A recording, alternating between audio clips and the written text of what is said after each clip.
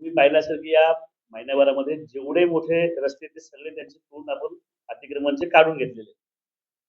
त्यामुळे सोलापूर रोडची बऱ्यापैकी ट्रॅफिकची व्यवस्था किंवा तुमचे मधल्या काळात आम्ही ते BRTचे पण सगळे स्टँड काढून घेतले. त्यामुळे तिथे आता थोडी फार राहिलेली नाही. का तर सोलापूर रोड डेव्हलप करतो, वेगळे नवीन पर्याय उपलब्ध करतो. जो मेट्रोचा विषय तुम्हाला सगळ्यांना माहिती आहे की बजेटमध्ये 9,000 कोटी रुपये खडकवासला, स्वारगेट, हडपसर, खराडी अशा 17 किलोमीटरच्या मार्गिकेला मंजुरी मिळाली.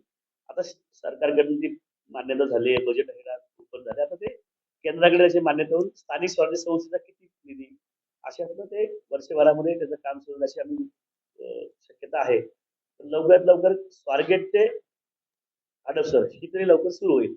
दुसरी आम्ही कात्रज ते स्वारगेट करतो.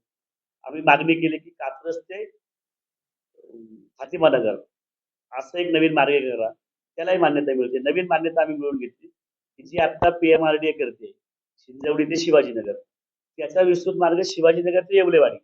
हा DPDC मध्ये आम्ही मान्य करून घेतला.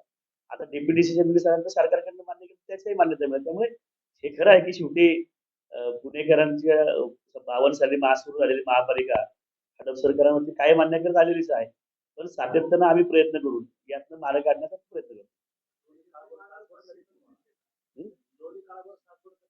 नाही, ही आता खडकवासला ते खराडी आहे.